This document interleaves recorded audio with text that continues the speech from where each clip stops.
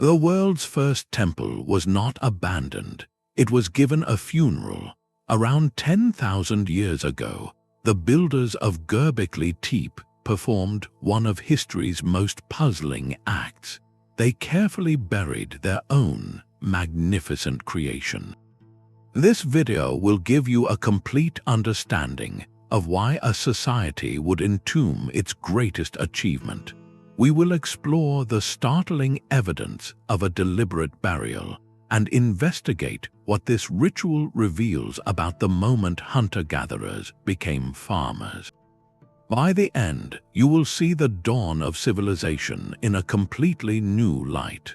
What profound belief would compel people to hide their masterpiece for eternity? In 1994, a shepherd walking the rolling hills of southeastern Turkey saw something odd. The earth had been worn away by wind and rain, revealing the smooth tops of immense, rectangular stones. They were not natural. They were carved with edges too straight, surfaces too flat. He reported the find, and it eventually reached the ears of a German archaeologist named Klaus Schmidt. When Schmidt first visited that lonely hilltop, known locally as Göbekli Tepe, he took one look at the worked limestone and made a quiet, world-changing prediction. He said he had found something like a temple. What his team unearthed over the following years was not a village or a home. It was a series of colossal, circular enclosures built directly into the bedrock of the hill.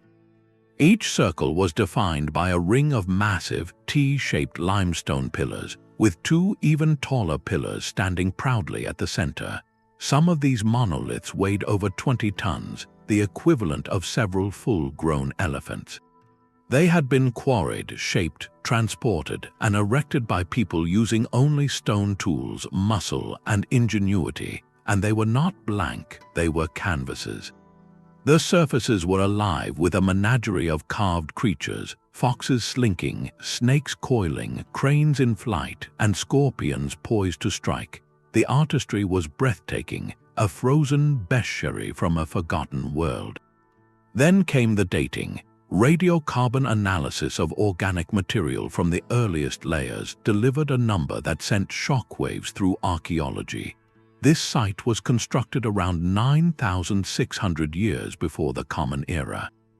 To put that in perspective, Göbekli Tepe is older than Stonehenge by a staggering 6,000 years. It is older than the Great Pyramids of Giza by a full 7 millennia. But the most profound part, the detail that rewrote the story, is that it was built thousands of years before anyone, anywhere, had invented farming. For over a century, a fundamental rule of human history seemed clear. First, people domesticated plants and animals, creating a stable food surplus. Then, with that newfound security, they had the time and organization to build grand monuments and form complex societies. Göbekli Tepe stood that logic on its head. Here was monumental architecture requiring a huge coordinated workforce, emerging from a society of hunter-gatherers. The hilltop was not a settlement. There are no signs of permanent houses, no evidence of daily life. It was a sacred space, a gathering place, a project of staggering ambition that pulled people together for a purpose beyond mere survival. This discovery shattered the old timeline and posed a new, urgent question. If these people built this wonder without agriculture, what belief was powerful enough to unite them, and what could possibly have led them to hide it all away? The scale of the work at Göbekli Tepe is almost impossible to grasp. To build it, these early people performed an engineering feat that defies our assumptions about their time. The story begins in the limestone plateaus just a short distance from the hilltop. Using simple stone tools, workers carefully quarried enormous blocks, some measuring over 16 feet tall and weighing more than 20 tons. That is heavier than 2 large pickup trucks. Now they had to move them. There were no wheels, no domesticated animals like oxen to pull them, not even a simple cart. The most likely method was a combination of brute force and brilliant logistics. Teams would have likely rolled the pillars on logs, a painstaking process of placing, rolling, and repositioning, or they may have dragged them on sledges across the rough ground, a task requiring the coordinated pull of dozens, perhaps hundreds of people. Imagine the sound, the strain, the sheer communal effort echoing across that ancient landscape, all directed toward a hill with no obvious practical use. Once the monoliths reached the summit, the next challenge was even more precise. The builders carved deep, fitted sockets directly into the living bedrock of the hill. Each massive T-shaped pillar was then tipped upright and settled into its own stone cradle, a process that demanded incredible planning and control to prevent the pillar from shattering. The result was a series of stunning oval and circular enclosures. These were not just random standing stones. The spaces were defined, with low stone walls connecting the pillars and continuous benches running along the interior, suggesting these were places for gathering, for ceremony, for witnessing something profound. But the true soul of the place is in the artistry. The pillars are not blank monuments. They are canvases of a lost worldview. Skilled artisans, using flint and obsidian tools, covered the limestone in a breathtaking tapestry of carvings. This is not simple scratching. They employed both high relief, where animals project boldly from the stone, and delicate bas relief to create intricate details. The creatures form a rich and mysterious bestiary. You see foxes, cranes, boars, snakes, and fearsome scorpions. Some pillars feature what appear to be stylized human arms, hands, and belts, suggesting the T-shapes themselves may represent abstract human forms, silent guardians watching over the space. This was not crude stonework.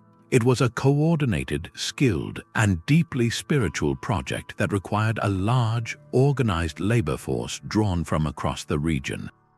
The architectural achievement itself, this monumental investment of a society's entire creative and physical capital, becomes the first crucial clue. Why would a community pour so much of itself into a place, only to one day decide it must be completely hidden from the world? Yet this monumental place shows no sign that anyone ever lived there. The silence is profound. At other ancient sites from this era, archaeologists find the clear footprint of domestic life. They uncover the foundations of round houses, the blackened stones of hearths for cooking and warmth, pits for storing grain, and thick layers of everyday refuse, broken tools and food scraps that tell the story of a home. At Göbekli Tepe, these things are strikingly absent. There are no permanent dwellings built among the stone circles, no hearths for daily meals, no convenient water source on the hilltop itself, a critical necessity for a settled community. The material evidence tells a clear story. The animal bones found here are not from small, everyday meals. They are from massive, concentrated feasts, featuring the remains of wild gazelle, aurochs, and other game in quantities that suggest large groups gathering for special occasions. There are no middens, no piles of domestic trash. Instead, the debris is almost entirely from the feasting and the construction itself. This creates a powerful and unusual picture. Göbekli Tepe was not a village, it was a destination. Leading researchers such as Ian Hodder describe it as a cathedral on a hill. It functioned as a regional cult center, a sacred gathering place for hunter-gatherer bands who likely roamed across a wide territory. Periodically, perhaps during specific times of the year marked by celestial events or seasonal migrations, these scattered groups would converge on this hill. They would come together to participate in shared rituals, to carve the pillars that expressed their common beliefs, and to take part in those enormous communal feasts that strengthened social bonds. This specialized, purely ceremonial function sets Göbekli Tepe apart. It was a place deliberately separated from the mundane world of survival, dedicated entirely to the spiritual and social needs of a people. This understanding is not just an interesting detail, it is the key that unlocks the deeper mystery. If this place was so central to their identity, so vital for their cohesion, why would the very people who built it later choose to perform one final, definitive act to take this cathedral and deliberately hide it from the sun? The greatest mystery of Göbekli Tepe is not how it was built but how it ended. For centuries, the magnificent stone circle stood open to the sky, a place of gathering and ceremony. Then, around 8,000 years before the Common Era, something extraordinary happened. The people who revered this place did not walk away from it. They performed a final, deliberate act. They buried it. This was not a slow process of abandonment where wind-blown dust and leaves gradually filled the spaces. This was a systematic, communal project of intentional concealment. The builders and their descendants returned to the hilltop with a clear purpose: to give their temple a ritual funeral. They gathered hundreds of cubic meters of material, a mix of stone rubble from nearby quarries, limestone chips, and vast quantities of earth. They brought back the animal bones from their great feasts, the remains of gazelle and aurochs, and placed them within the fill. Layer by careful layer, they backfilled every enclosure, pouring this mixture into the sacred circles until the towering T-pillars were completely submerged, up to their very tops. The archaeological evidence is clear. The sediment layers are clean and uniform, showing a rapid, single-phase infill. There are no layers of domestic trash, no signs of collapse or erosion in between. This was a coordinated, labor-intensive act that would have required just as much communal effort as the original construction. Think of it not as demolition, but as sealing a time capsule. They were not destroying their temple, they were preserving it, setting it into a state of suspended animation.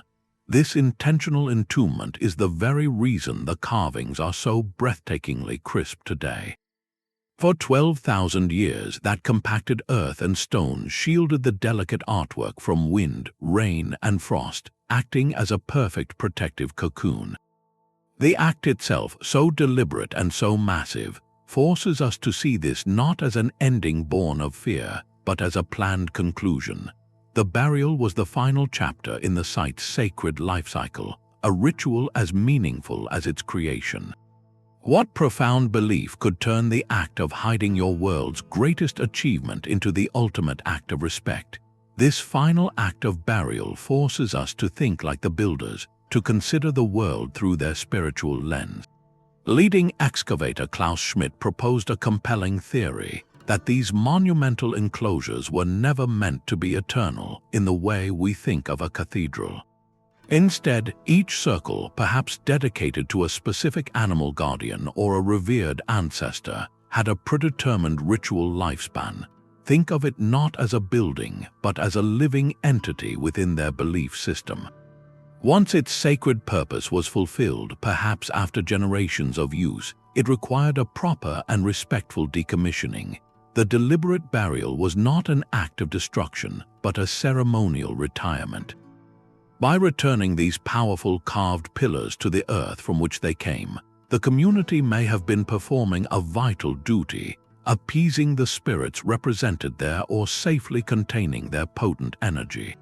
This concept of ritual closure appears across human cultures, from the purposeful breaking of ceremonial pottery in some Native American traditions to the careful burial of worn-out religious icons in others. We see a common thread: that sacred objects which have served their purpose must be taken out of active use in a prescribed, respectful way. For the people of Göbekli Tepe, filling the enclosures with the very bones from their communal feasts and the rubble from their quarries could have been the final, necessary offering.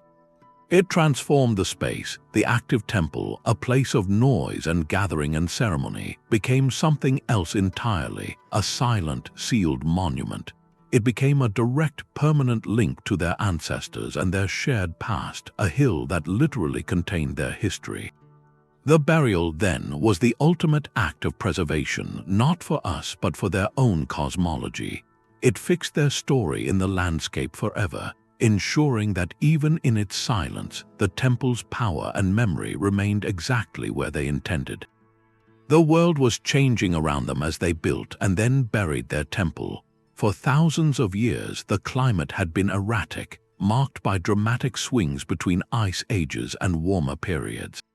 But as the last great ice sheets retreated, the Earth entered a new era of stability, the Holocene.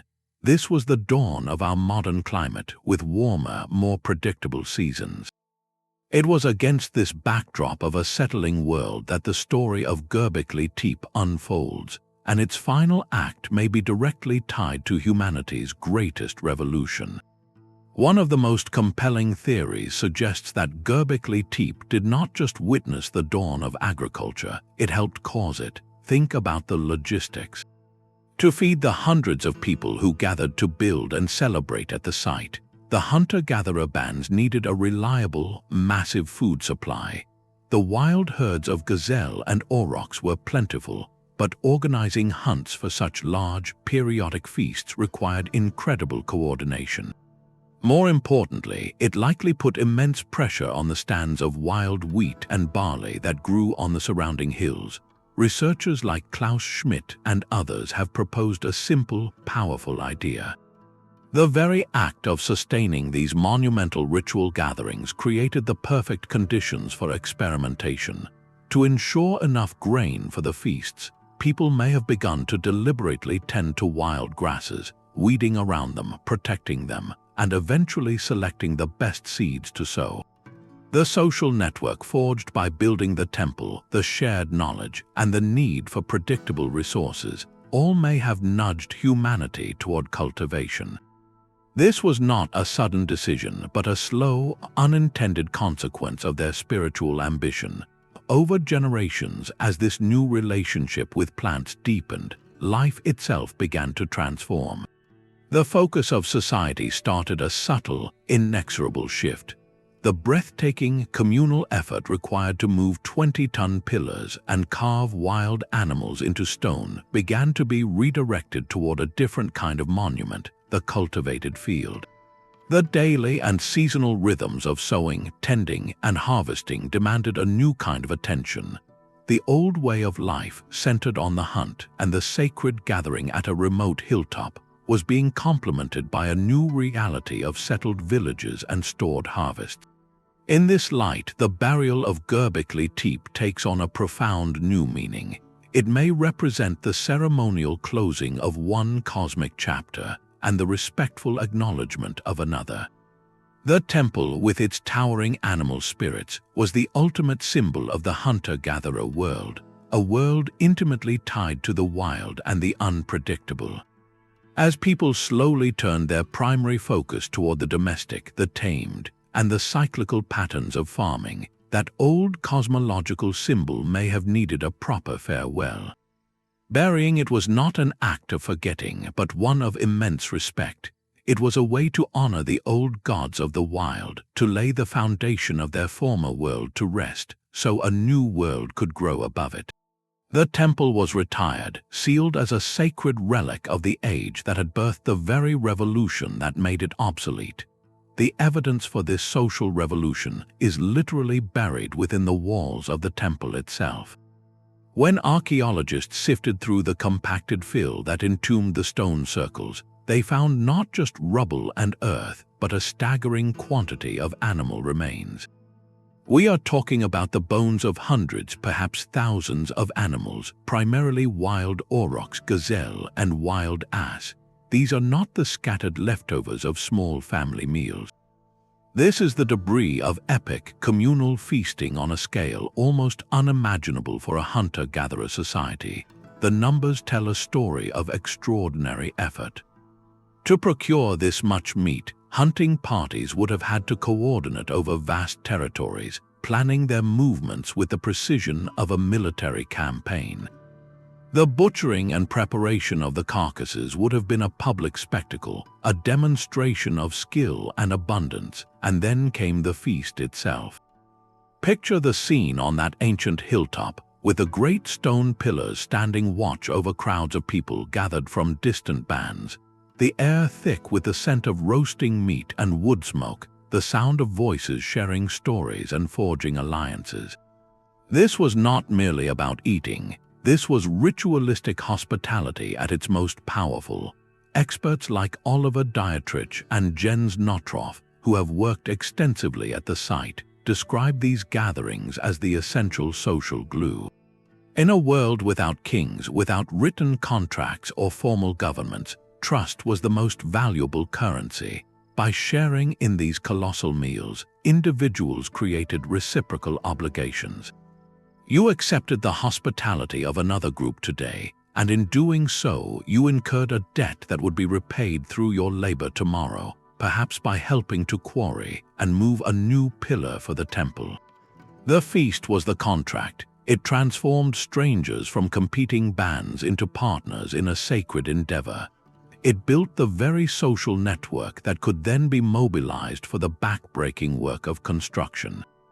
So the temple did not cause the feasting, and the feasting did not just support the temple. They were part of the same inseparable cycle.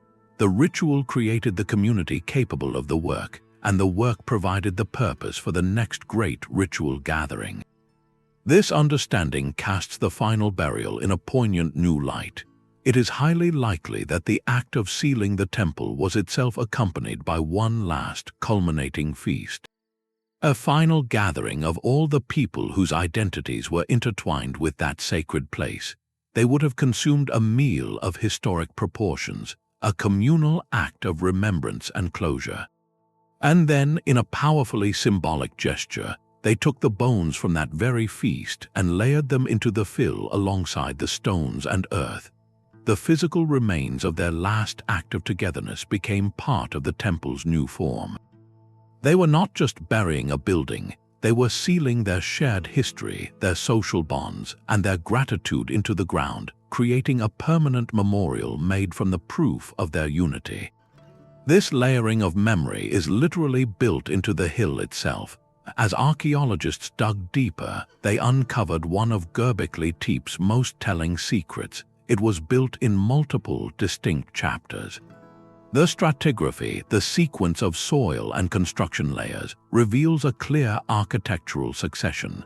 The oldest, largest enclosures with their monumental T-pillars belong to the earliest phase. But then, centuries later, something remarkable happened. People returned to the exact same spot, and on top of the carefully filled and buried older circles, they constructed new ones. These newer enclosures were often smaller, built with less massive pillars, and arranged in rectangular rather than circular layouts. They did not ignore what lay beneath, they built directly upon it.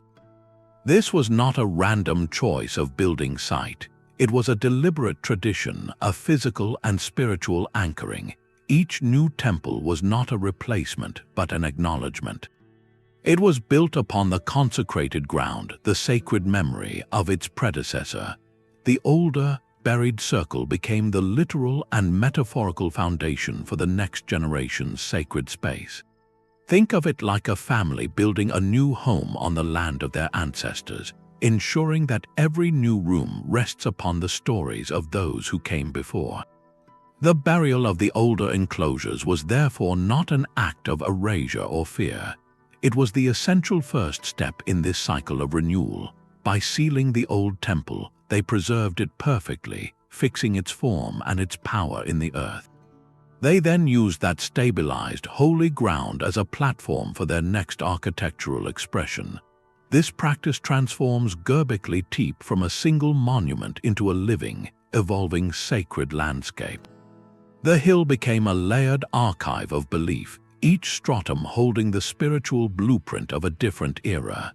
This reveals a society with a profound and active cultural memory. They were not forgetting their past, they were meticulously incorporating it into their present, even as their world was slowly changing. Perhaps as hints of cultivation began to alter daily life, they maintained a tangible, unbroken connection to their origins. They ensured that every new ritual, every new gathering was physically connected to the very first ones. The act of building upon the buried past became a ritual in itself, a way of honoring continuity in a world that was, outside the temple walls, beginning its quiet revolution.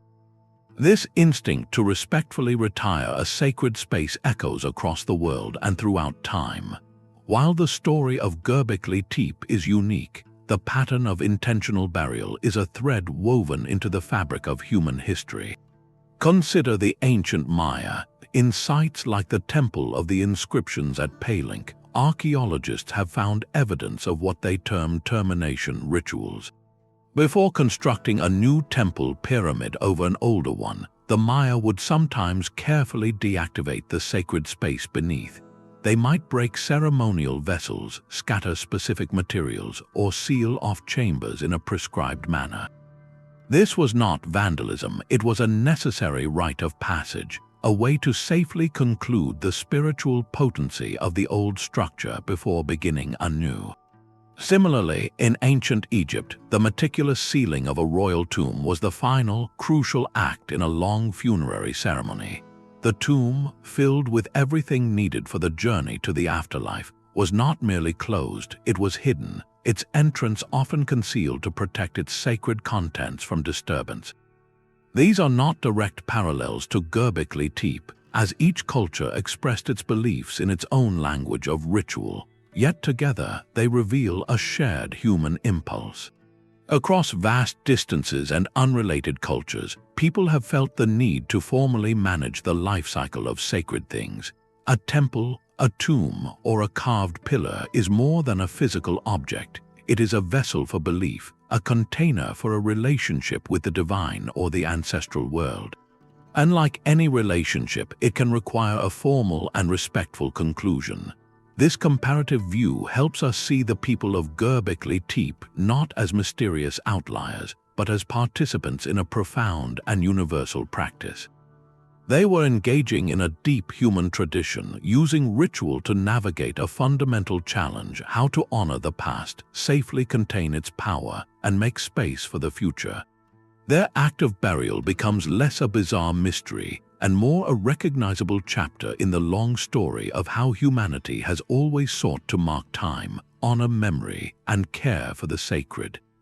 The world these people inhabited was not the stable landscape we know today. To understand their choices, we must step outside the temple and into the climate of their time.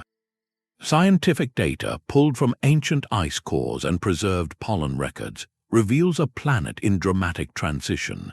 For over 1,000 years, a climatic event known as the Younger Dryas had gripped the region in a sharp, dry, cold snap, creating a landscape of open steppe. But as Göbekli Tepe was being actively used, that cold was finally releasing its grip. The earth was warming, rainfall was increasing, and the environment was shifting beneath their feet. Dense forests of oak and pistachio began to creep across the hills, replacing the open grasslands. This was not a catastrophe, but a profound transformation. The very fabric of their world was being rewoven, thread by thread. The animals so meticulously carved into their pillars were characters in this changing story.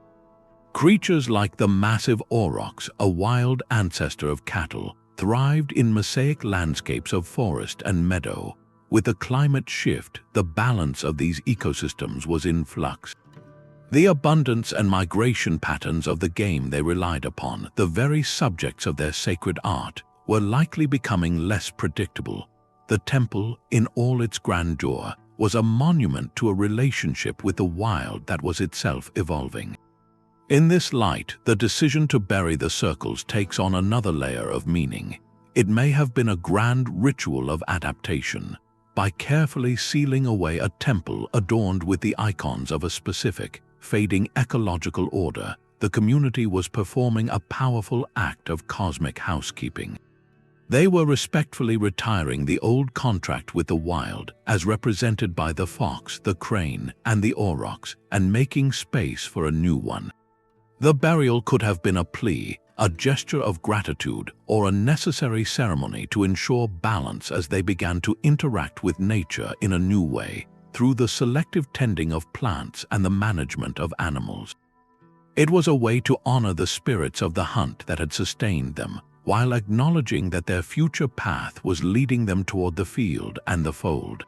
The temple's burial, then, stands as a monumental marker in time, a ritual cairn placed at the precise point where a world defined by the chase began its long, slow turn toward a world defined by the harvest.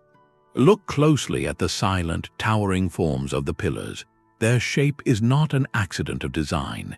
The consistent T-form, with its broad, flat crossbar and long, central shaft, is a deliberate and powerful abstraction. To our modern eyes, they might appear as simple megaliths, but to the people who carved them, they likely represented something profoundly familiar, the human form itself. The crossbar is the shoulders, the shaft is the body standing in silent vigil. This interpretation moves from theory to near certainty when you examine the details. On several of the central pillars, the stone itself comes to life with subtle, unmistakable human features. Carefully carved arms extend down the sides of the shaft, bent at the elbow, with hands meeting just below the waist. In some cases, you can see the careful depiction of fingers. A belt or loincloth is often etched around the middle, completing the image of a clothed, powerful figure. These are not just decorated stones, they are stylized beings watching over the sacred space. This anthropomorphism transforms our understanding of the enclosures. They were not simply ritual arenas, they were gatherings presided over by silent stone sentinels. Who did these figures represent? Many researchers suggest they could be depictions of powerful ancestors, revered elders, or mythic founders of the community. They may have been seen as intermediaries, standing between the living participants and the spiritual world of the animals carved upon them. They were permanent, immortal attendees at every ceremony, witnesses to every feast, guardians of the shared knowledge and tradition. This gives the final act of burial an almost heartbreaking intimacy. When the community returned to fill the enclosures with earth, they were not just concealing architecture. They were performing a funerary rite for these stone ancestors. Think of the care they would have taken. They were laying these immense, revered beings to rest, much as they would have cared for a respected elder at the end of a long life. The burial was not an abandonment, it was a respectful retirement. By gently covering the pillars from their carved hands up to their broad shoulders, they were transferring the protective power and wisdom of these figures from the world above to the world below. They were embedding that guardian energy directly into the earth, ensuring it would remain in the land itself, a permanent foundation for whatever came next. The temple's burial thus becomes the ultimate act of ancestor veneration, a final, loving gesture to the stone beings who had watched over them for generations. The sheer scale of the burial operation is a story in itself. To truly appreciate the final act at Göbekli Tepe, we must move from the realm of belief to the practical realities of manpower and earth. Archaeologists have estimated the volume of material needed to completely fill just the 4 largest known enclosures. The number is staggering, reaching several hundred cubic meters of stone rubble, limestone chips, and compacted soil. To visualize that, picture a line of modern dump trucks, each one fully loaded, queued up to deposit their burden onto the hilltop. This was not dirt that simply blew in. Every single handful was gathered, carried, and deliberately placed. The logistics mirror the temple's construction with an almost poetic symmetry. Just as quarrying and moving a 20-ton pillar required a coordinated community, so too did moving a small mountain of fill. Teams would have been organized to gather rubble from the nearby quarries. Others would have dug and prepared soil. A chain of people, likely using baskets and leather slings, would have passed this material hand over hand into the sacred circles, carefully layering it around the towering pillars until not a single carving remained visible. This was backbreaking, monotonous, and utterly deliberate work. The fact that this project was completed and completed thoroughly tells us something profound about the society at the time. The social cohesion, the ability to mobilize and direct a large labor force toward a single non-survival goal, was not only intact, it was arguably stronger than ever. This was not a community in disarray or fleeing from some unseen threat. A society collapsing under famine or conflict does not invest its last remaining energy in a meticulous, multi-year project to give its temple a proper funeral. They would simply leave. The deliberate burial, therefore, stands as powerful evidence against theories of a sudden, catastrophic end. Instead, it points to a society that was stable, organized, and deeply committed to seeing a sacred cycle through to its planned conclusion. The burial was a final collective act that honored the site's immense importance precisely through the significant investment of effort required to close it. They proved its worth one last time, not by building it up but by carefully, reverently laying it to rest. The hill remained silent for millennia. After the final ceremony, after the last basket of earth was packed around the pillars, something remarkable happened: nothing. For thousands of years, through the rise and fall of entire eras, no one built upon that mound again. This is the seventh and perhaps most telling mystery of Göbekli Tepe. The people of the later Neolithic period, who mastered farming and built substantial villages just a few miles away, never settled there.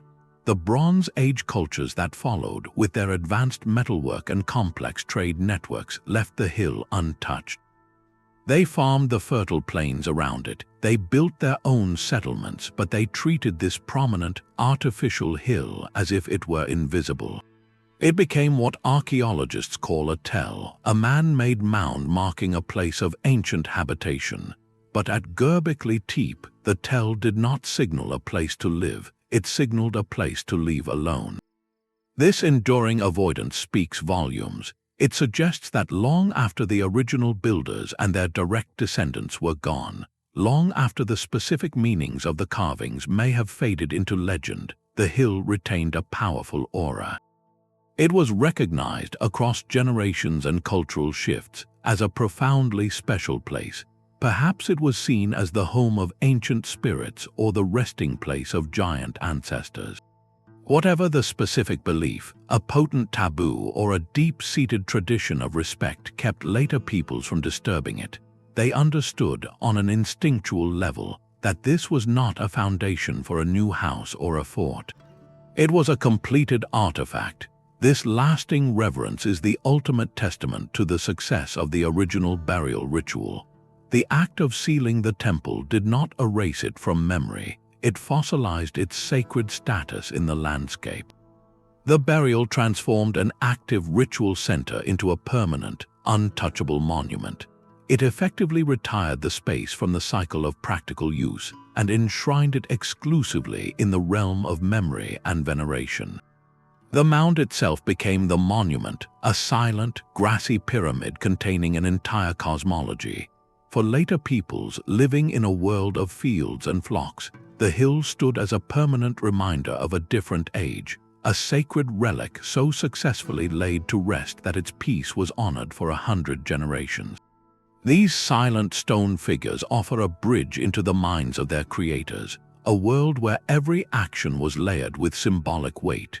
To understand the burial, we must step beyond the physical evidence and into the realm of myth, where the act of returning something to the earth carries profound cosmic meaning. Scholars of religion like Mircea Eliade explored how ancient cultures often viewed certain spaces as sacred centers, points where the human world could connect with the divine or the ancestral. These were not just locations, they were portals. The construction of Göbekli Tepe on a prominent hilltop fits this pattern perfectly. It was a deliberate creation of a sacred axis, a place set apart from the ordinary world. Within such a space, ritual actions were not merely commemorative, they were believed to actively maintain the balance of the universe itself. The burial, then, can be seen through this lens. It may not have been an ending, but a transformation. One powerful interpretation is that the careful entombment of the temple represented a deliberate descent into the underworld, or a return to the womb of a nurturing Earth Mother. By sinking their most sacred symbols back into the soil, the community was performing a ritual of renewal. They were returning the immense spiritual energy housed in those carvings and pillars to its source, completing a great cycle. It was an act of cosmic recycling, ensuring that the power used to create their world would be replenished in the earth, ready to nurture whatever came next. This transforms the burial from a funeral into a seed-planting ceremony on a grand spiritual scale. The vibrant menagerie of carvings deepens this symbolic reading. Look at the animals chosen: foxes, snakes, scorpions, and birds of prey. These are not just decorative, they are potent symbols in a hunter-gatherer worldview. Many are predators, embodiments of strength, cunning, and the raw, untamed forces of nature. Their presence on the pillars may have been a way to harness or honor that wild power, to bring it into the sacred circle as an ally or a guardian. The act of burying these symbols takes on a new significance. It could have been a way to safely return that concentrated, dynamic energy to the earth. Think of it as closing a spiritual circuit. The power was drawn from the world for a time, given form in stone, used to unite and inspire the community, and then, when its work was done, respectfully sent back. This ensured the cosmic order remained in balance. The burial, therefore, becomes the crucial final step in a long ritual. It was the gesture that maintained harmony between the human community, the animal world they depended upon, and the earth that sustained them all. In their eyes, they were not hiding their masterpiece, they were fulfilling its ultimate purpose, completing its journey so the story of their world could continue. Göbekli Tepe stands at a profound crossroads in the human story. It captures a society with one foot in the ancient world of the hunter and the other stepping toward the future of the farmer.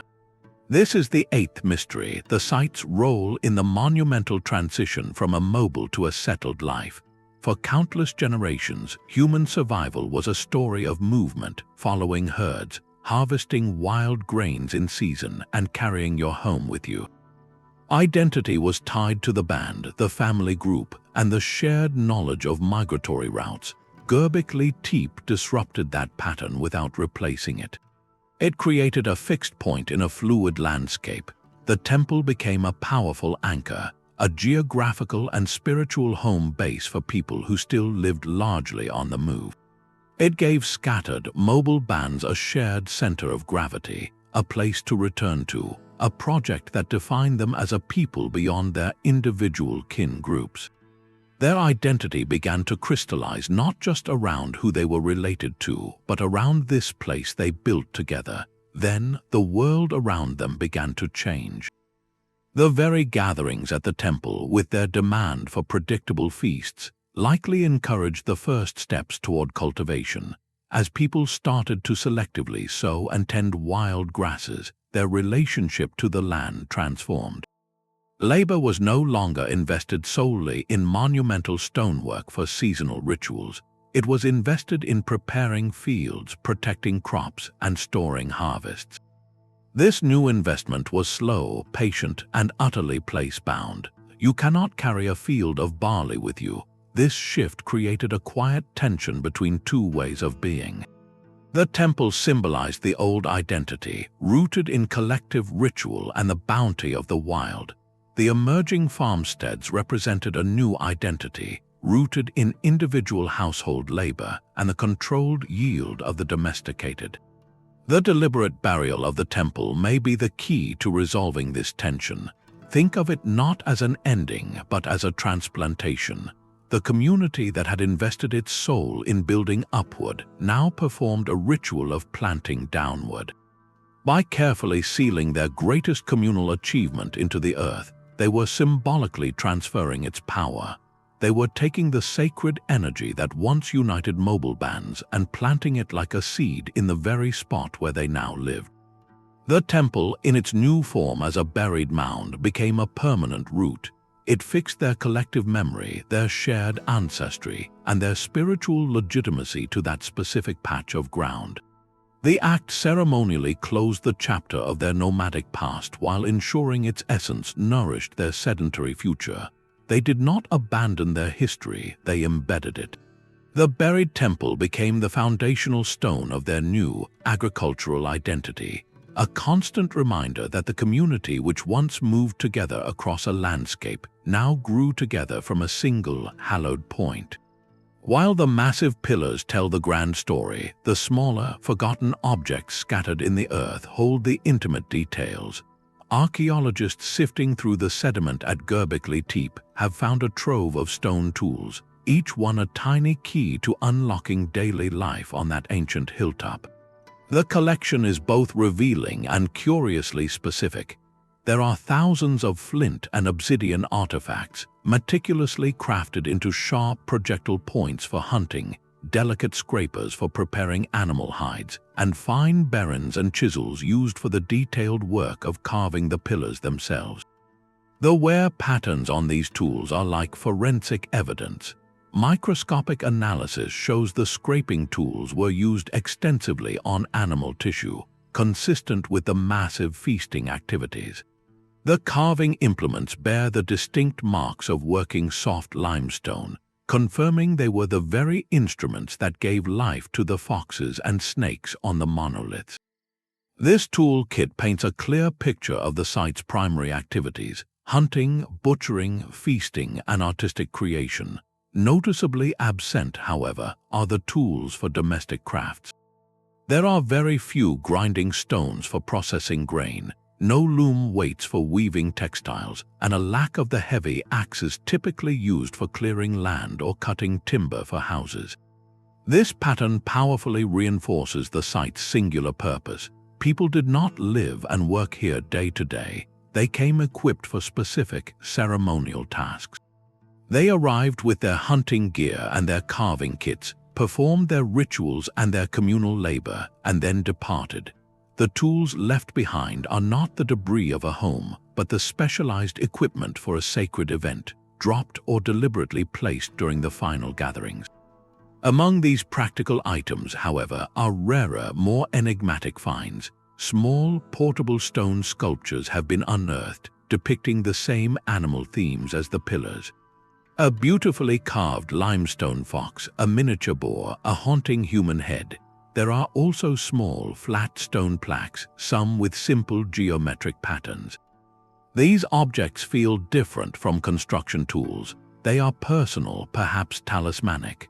Researchers suggest these could be the very items used in the closure rituals themselves. Imagine a participant holding one of these small sculptures during a final ceremony, a personal connection to the greater power of the pillar it represented. When the time came to fill the enclosures, these precious objects may not have been taken away. Instead, they were carefully deposited into the rising tide of earth and rubble, left as final offerings to accompany the temple into its long rest. These silent stone witnesses, from the humble flint scraper to the miniature carved fox, form the most human layer of evidence. They are the tangible echoes of the last hands to touch the stone, the final community to stand in that sacred space before it was returned forever to the quiet of the earth. This final, deliberate choice to bury the temple reveals a ninth and deeply philosophical mystery. Consider the alternative. They could have simply walked away, leaving the stone circles to slowly crumble under the wind and rain. Or they could have actively dismantled them, tearing down the pillars they had worked so hard to raise. Yet they did neither. Why choose the most labor-intensive option of all, to meticulously fill every space? The answer lies in a worldview where the temple was far more than stone.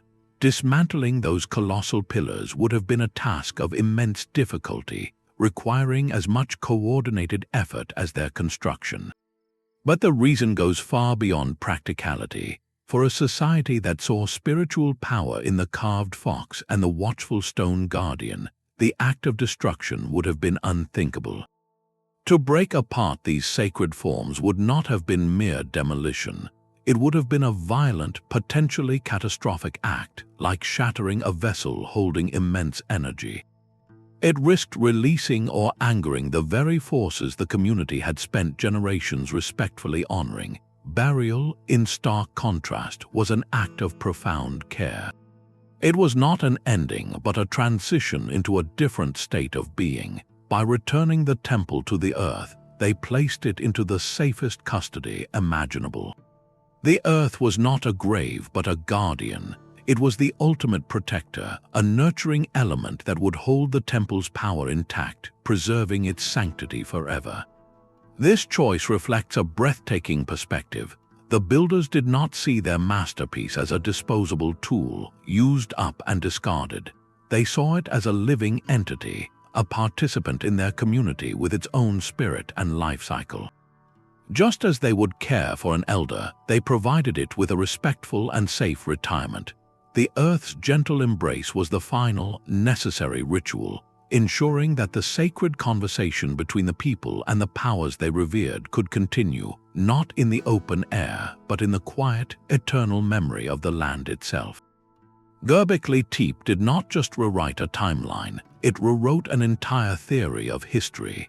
For generations, the dominant narrative of human progress was elegantly simple and deeply materialistic.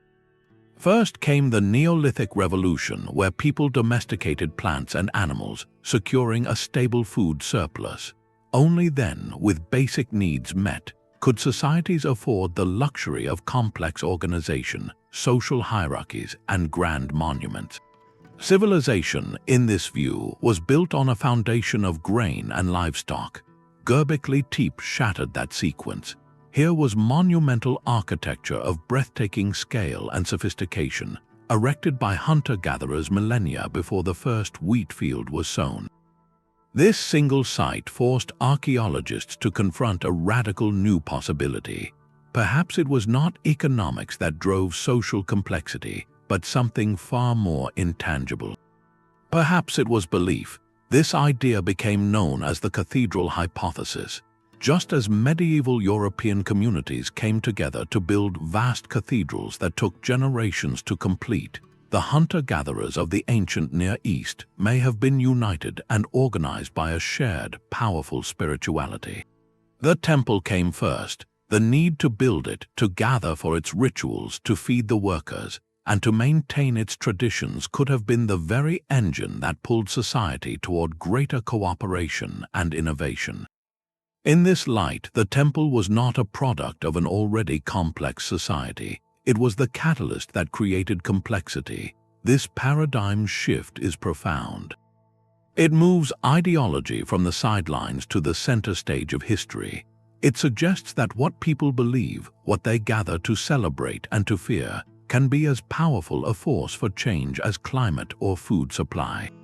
This new understanding, however, makes the site's final chapter even more perplexing. If collective ritual was the engine of their social world, why would they deliberately turn that engine off? The burial was not an accident or a sign of collapse. It was a conscious, communal decision to decommission the very institution that may have defined them. This forces us to consider cultural and ideological motivations with the same seriousness we give to environmental or economic ones. The people of Göbekli Tepe were not just reacting to a changing climate or a new way of getting food. They were actively managing a spiritual legacy. The deliberate burial becomes a symbolic act of immense historical weight. It shows a society making a choice about its own identity, about how to transition the sacred from one era to the next. By placing this ritual closure at the heart of the story, Göbekli Tepe challenges us to see history not just as a series of material advancements, but as a narrative driven by meaning, by the stories people tell about who they are and where they come from. The stones they buried were not just limestone, they were the cornerstone of a worldview, and laying them to rest may have been the most important ritual of all. The silent stones may have been more than just guardians, they could have been ancient timekeepers. This brings us to the 10th mystery, the possibility that Göbekli Tepe was a calendar in stone. Some researchers, looking at the precise layout of the pillars and enclosures, propose a controversial but captivating theory. They suggest the entire complex might have been aligned with celestial events. Certain pillars, positioned at specific points within a circle, could have framed the rising sun on the summer solstice, or pointed toward significant star clusters like the Pleiades as they crested the horizon. If true, this transforms our understanding of the site's function. It would not have been just a temple for gathering, but a monumental observatory. Its construction would represent humanity's first great attempt to pin down the rhythms of the cosmos, to build a fixed, physical reference point for the moving sky. The temple would have been a communal clock, its alignments used to predict the changing seasons, to time the migrations of game, and to schedule the very ritual gatherings that took place within its walls. The correct timing of these gatherings was everything. It ensured people arrived when the hunting was best, when wild grains were ripe, and when the community needed to reinforce its bonds. The sky clock dictated the rhythm of their entire social and spiritual world. Now, consider what happens when your understanding of time itself begins to change. As society gradually shifted its focus from wild herds to cultivated fields, a new agricultural calendar emerged. This new rhythm was still tied to the sun and stars, but its emphasis was different. It cared deeply about the precise moment for sowing, for the spring rains, and for the autumn harvest. The old celestial markers, perfectly aligned for a hunter-gatherer lifestyle tracking game migrations, might have become less relevant. The burial of the temple in this light takes on another layer of symbolic meaning. It could represent the ceremonial decommissioning of an old sky clock. If the pillars were indeed aligned to specific celestial events meaningful to a fading way of life, then sealing them away was a way to ritually close that chapter of timekeeping. It was an acknowledgement that the community was now synchronizing itself to a new celestial and seasonal rhythm, one defined by the growth cycle of domesticated plants. They were not abandoning the heavens, but they were retiring a specific tool for reading them. By burying the old observatory, they performed a necessary ritual to align themselves with a new time, a new calendar, and a new relationship with the world that was growing quite literally around them. The final act of burial was more than a construction project. It was a profound emotional journey. For centuries, this hilltop had been the heart of their world, the place where generations had poured their greatest efforts and highest aspirations. To fill it with earth was to say goodbye to a living piece of their collective soul. We can only begin to sense the complex mix of feelings that day must have held. There was likely a deep, communal mourning, a genuine sense of loss for the sacred space that had defined them. Yet intertwined with that grief, there may have also been a solemn celebration, a proud honoring of the ancestors who built it and the shared history they were now entrusted to preserve. This was not a chaotic or fearful event. It was a ritual of closure carefully designed to guide the community through a necessary transition. Think of it like a grand, collective retirement ceremony for a beloved elder leader. There are tears for the passing of an era, but also speeches of gratitude, stories that reinforce shared values, and a conscious passing of the torch. The physical act of carrying each basket of earth served a powerful psychological purpose. It gave every participant a tangible role in this historic moment.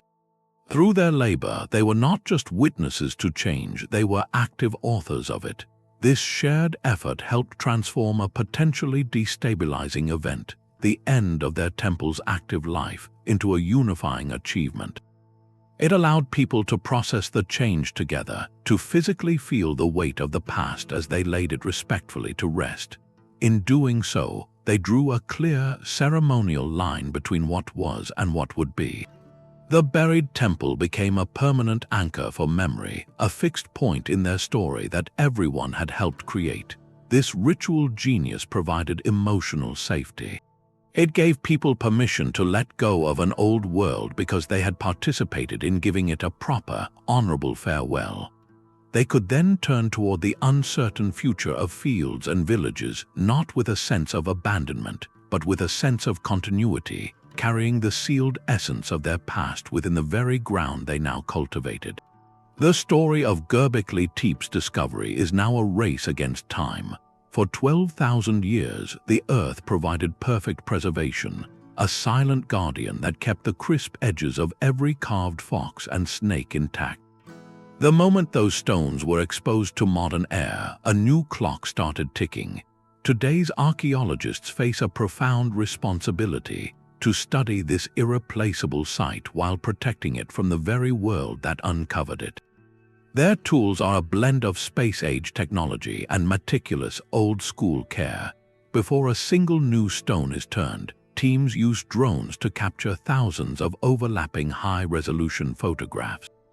This process, called photogrammetry, allows them to build a precise three-dimensional digital model of the entire hilltop, a virtual copy that can be studied from every angle without ever touching the original. They employ laser scanners that map surfaces down to the millimeter, recording the subtlest contours of a carving that human eyes might miss. This digital record becomes a permanent archive, a backup of a legacy written in stone. The physical excavation itself is an exercise in patience and precision. Archaeologists work not with shovels, but with dental picks and soft brushes, carefully removing grains of earth to follow the story written in the soil's layers. Every fragment, from a tiny flint chip to a massive pillar base, is mapped with exact coordinates, building a three-dimensional understanding of how the site was used, modified, and finally sealed. This slow, non-invasive approach honors the complexity of the site, ensuring that the evidence speaks clearly for generations of researchers to come. Yet the greatest challenge is not uncovering the past but safeguarding it for the future.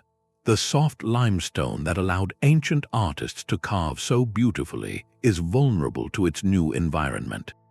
After millennia in a stable, dry, dark cocoon, the pillars now face sun, wind, rain, and frost. The stone can crack, flake, or erode. A delicate crust formed over millennia underground risks spalling off, taking priceless artwork with it.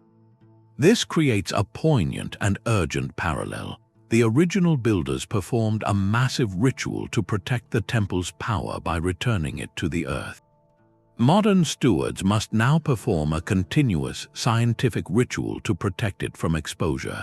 They erect protective shelters to shield the carvings from direct rainfall and harsh sun. Conservators applied gentle, reversible treatments to stabilize fragile surfaces.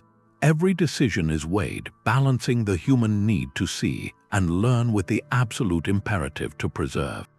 This tension between revelation and preservation is a modern echo of the ancient dilemma. The builders understood that some things are too powerful, too sacred to leave exposed. They chose burial as an act of ultimate care. Today, we face the same core question: how do we respectfully engage with a legacy that was meant to be hidden? Our technology gives us windows they never imagined, but their final act reminds us that seeing is a privilege that carries the weight of protection.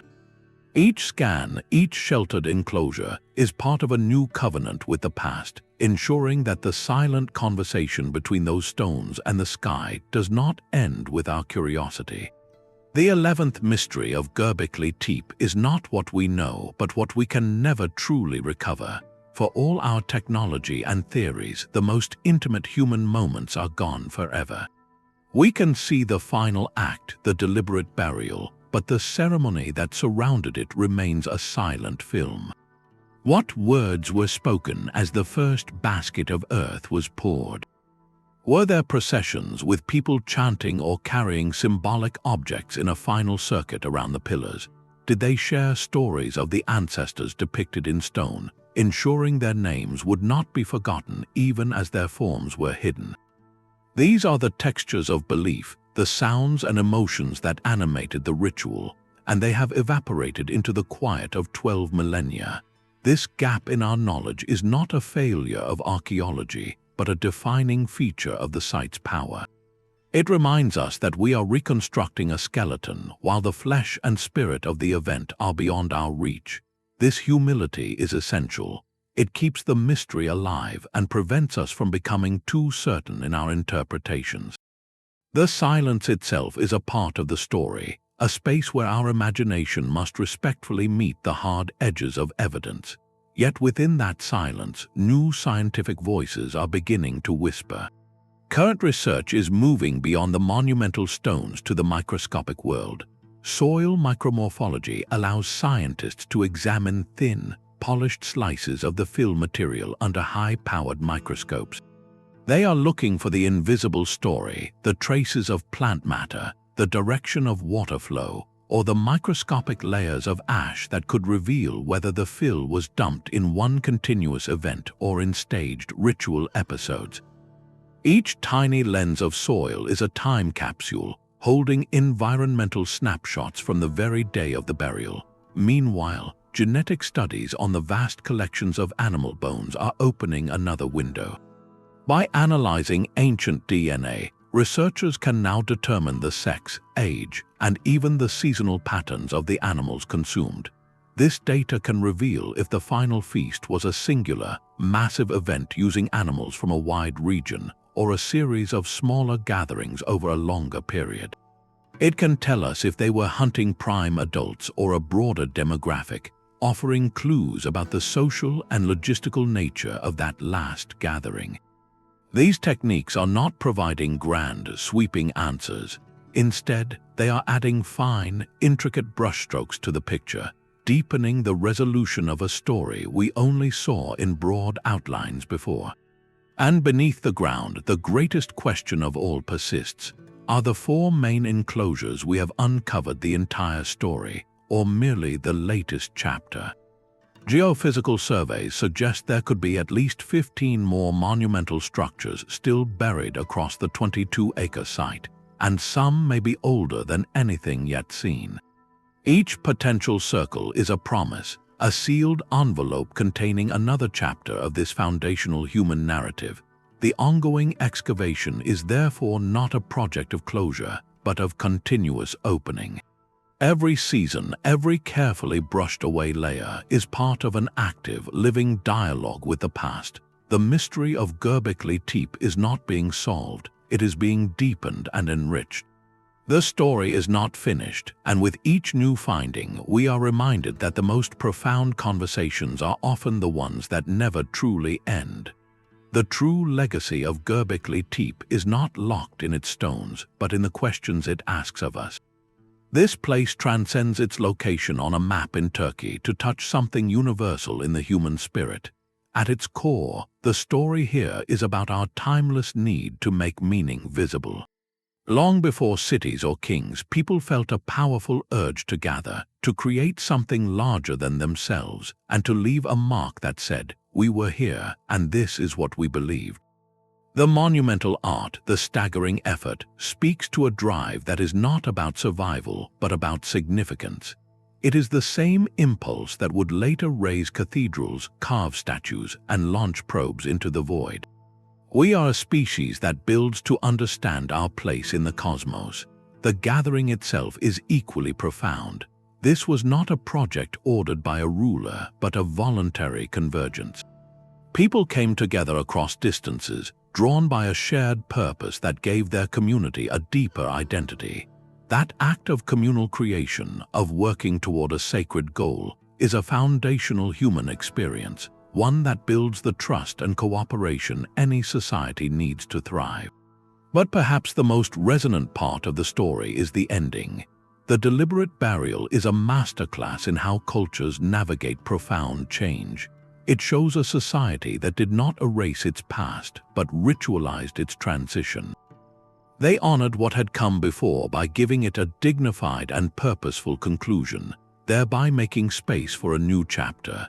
This act of ceremonial closure is something we see in our own lives, from retirement parties to the careful archiving of a family home.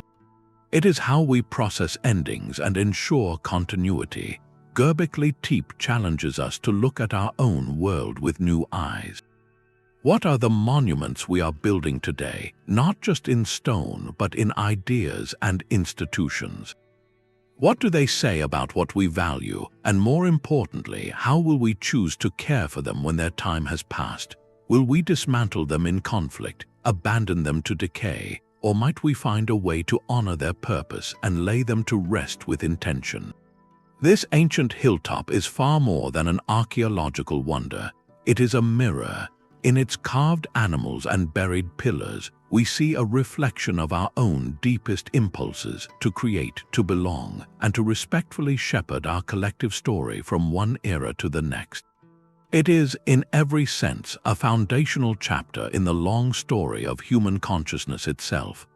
Walking the wooden pathways of Göbekli Tepe today is a journey through layers of time. You move across a modern landscape of protective steel canopies and carefully graded walkways, looking down into excavated pits where the tops of those immense T-pillars stand exactly as they were left. The air under the shelters is still and cool, a stark contrast to the bright Turkish sun outside. You can lean on a railing and stare directly at a carving of a fox, its lines still crisp after 12,000 years, separated from you by nothing but a few meters of air and a profound gulf of time. This is not a ruin in the traditional sense. It feels more like a viewing gallery into a meticulously preserved moment.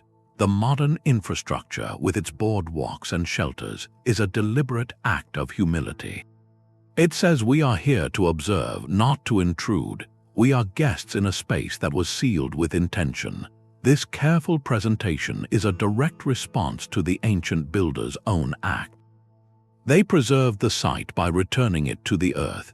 We preserve it now by gently lifting it from the earth while shielding it from the elements. Both acts, separated by millennia, are forms of profound respect. In 2015, this respect was formalized on a global stage when Göbekli Tepe was inscribed as a UNESCO World Heritage Site. This designation recognizes it as a place of outstanding value to all humanity, a masterpiece of creative genius that marks a pivotal stage in human history. It is a promise from the international community to help protect this legacy for future generations. But the impact is felt most strongly right here in southeastern Turkey. For the local community, Göbekli Tepe has reshaped the very identity of the region. Once known primarily for its agriculture, the area now carries the powerful title of the cradle of civilization. This ancient hilltop has become a new kind of focal point, drawing visitors from across the globe. The influx of tourists supports local guides, artisans, and businesses, weaving the ancient past directly into the modern economic and cultural fabric. The site has become, once again, a gathering place. Just as hunter-gatherer bands once converged here for ritual, now people from every corner of the world walk these boardwalks. Scholars stand beside tourists and the curious gaze alongside the devout. They gather not for a feast of meat, but for a feast of wonder. They come to stand before these stones and feel the sheer weight of deep time, to confront a mystery that rewrites our story.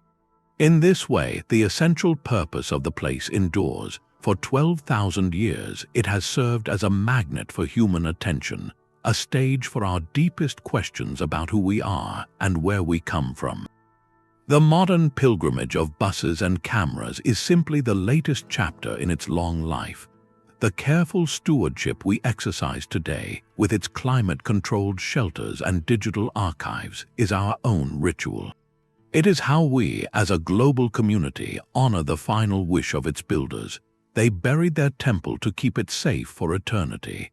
Our task is to ensure that eternity has a chance to last. The story of Göbekli Tepe resists a single, simple explanation. Instead, its final act feels like a tapestry woven from many threads, each strand representing a different need, belief, or pressure within that ancient community. The deliberate burial was not one thing, but many. It was a ritual retirement of sacred space, a respectful response to profound socio-economic change, a protective measure for powerful spiritual symbols, and a foundational act of communal memory-making. These were not competing ideas, but interconnected forces that together made this profound farewell not just possible, but necessary for the community's continuity. Imagine a major decision in your own life, perhaps moving from a family home. the choice is rarely based on just one factor. It involves emotion, practicality, finance, and a vision for the future, all tangled together.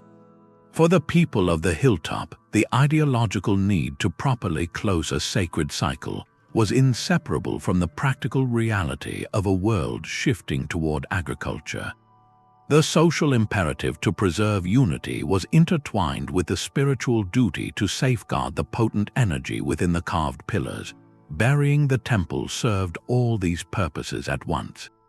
It was a single, monumental gesture that addressed a constellation of needs.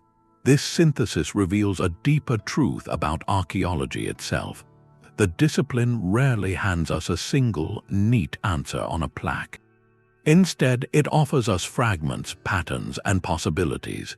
Our task is to listen to what the evidence suggests, to hold multiple interpretations in mind, and to appreciate the rich, complex humanity of ancient decision-making.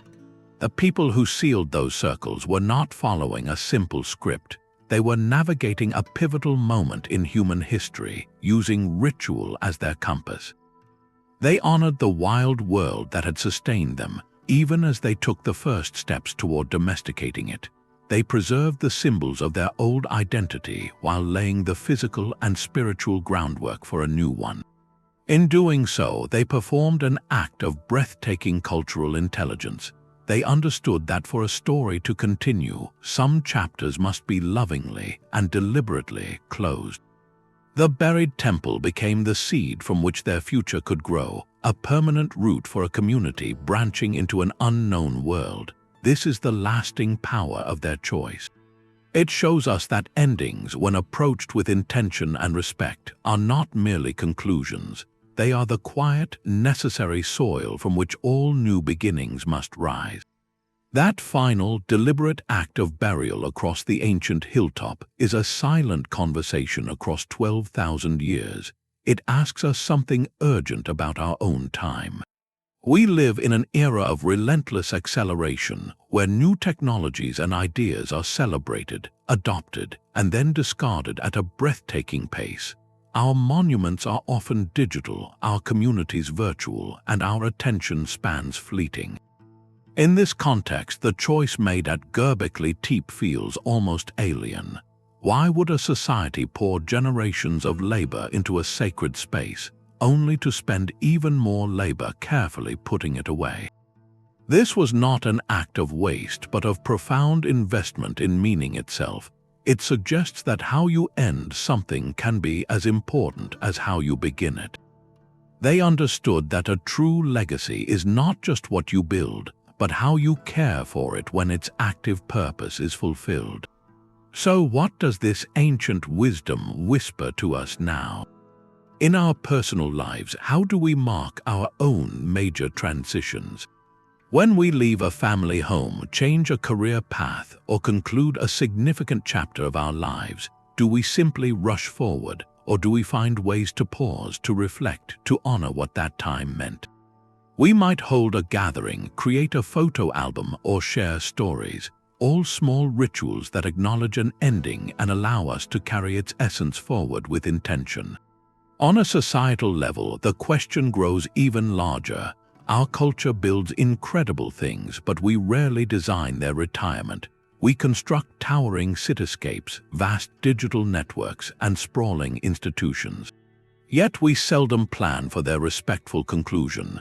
We might abandon outdated buildings to decay, let obsolete technologies fill landfills, or allow once vital community traditions to fade without ceremony. The people of Göbekli Tepe challenge this disposable mindset. They demonstrate that conscious closure is not a sign of weakness or failure, but a mark of maturity and deep respect for the cycles of existence. Their choice also reframes our modern idea of progress. We often measure advancement linearly, as a straight line moving ever upward toward greater complexity and control. But their story presents a different model, a circular one. They built up from the earth, and then they returned their creation to it, completing a sacred circle. This view sees progress not as a relentless forward march, but as a series of interconnected cycles where endings nourish new beginnings. It recognizes that sometimes the most advanced thing a community can do is to collectively decide that something has served its purpose and deserves a graceful, dignified farewell. This ancient hilltop ultimately reminds us that our ancestors were not primitive. They were philosophers of stone and soil. They possessed a sophisticated understanding of their place within the natural world, seeing themselves not as separate masters, but as participants in a larger, living system. By burying their temple, they were engaging in a dialogue with that system, returning borrowed power and ensuring balance. Their greatest achievement was not the temple itself, but the wisdom to know when and how to let it go. So as we look at the legacy we are building today, with all its brilliance and fragility, their silent stones pose a final, gentle question. What are we creating that is worthy of such a careful goodbye? And when the time comes, will we have the wisdom and the collective will to offer it one? Reverence is the final word written in the stones and soil. The story of Göbekli Tepe is not one of collapse or catastrophe, but of profound and peaceful closure. Its builders did not flee from their creation. They gathered around it one last time to perform a final, sacred duty. Every basket of earth, every piece of rubble carefully placed, was an act of deep respect for the world they had built together, and the spirits they believed resided within it. This was a farewell imbued with meaning, a ritual designed not to erase but to honor and protect. The temple's journey from a living center of gathering to a sealed monument beneath the hill represents a sophisticated understanding of legacy. It shows a society that saw endings not as something to fear, but as a necessary and meaningful phase in the life cycle of the sacred. They understood that some creations are so powerful, so central to a community's identity, that they require a deliberate transition out of the active world. The burial was that transition, a gentle returning of borrowed power to the earth. This act forces a fundamental rewrite of our historical narratives. For so long, we imagined civilization beginning with practical inventions, with the plow and the granary. Göbekli Tepe insists we look deeper. It suggests that the true catalyst for complex society may not have been material need, but spiritual yearning. The urge to gather, to create meaning together, to build something larger than oneself, may have been the original spark. The coordinated labor, the shared feasts, the intricate art, all flowed from a common belief that united scattered bands into a community capable of moving mountains. This places collective ritual and shared belief at the very heart of the human story. Long before the first city walls were raised, the lead excavator, Klaus Schmidt, captured this essence with a beautiful metaphor. He said the people of Göbekli Tepe first brought the temple to life, and then, when its time was complete, they put it to sleep. This is not the language of archaeology, but of poetry and profound insight. It frames the burial not as an ending, but as a kind of slumber, a state of preserved potential resting safely in the guardianship of the land. This ancient mystery does more than inspire wonder about a distant past. It holds up a mirror to our own time. We are builders too. Our monuments may be made of steel and data instead of limestone, but they are expressions of what we value, what we believe, and how we see our place in the world. The silent lesson of that Turkish hilltop asks us to consider what we are creating today. What are the temples of our age, the projects and principles that demand our collective effort and define our shared identity? And perhaps more importantly, it asks us how we will care for them when their active purpose is fulfilled. Will we abandon them to decay, or might we find ways to honor their legacy with the same intention and respect shown 12,000 years ago? The story of the world's first temple is ultimately an invitation to reflect on the cycles of creation and closure in our own lives and in our civilization. It reminds us that how we end things can be as significant as how we begin them, and that true reverence is often expressed not in constant use, but in thoughtful, peaceful rest.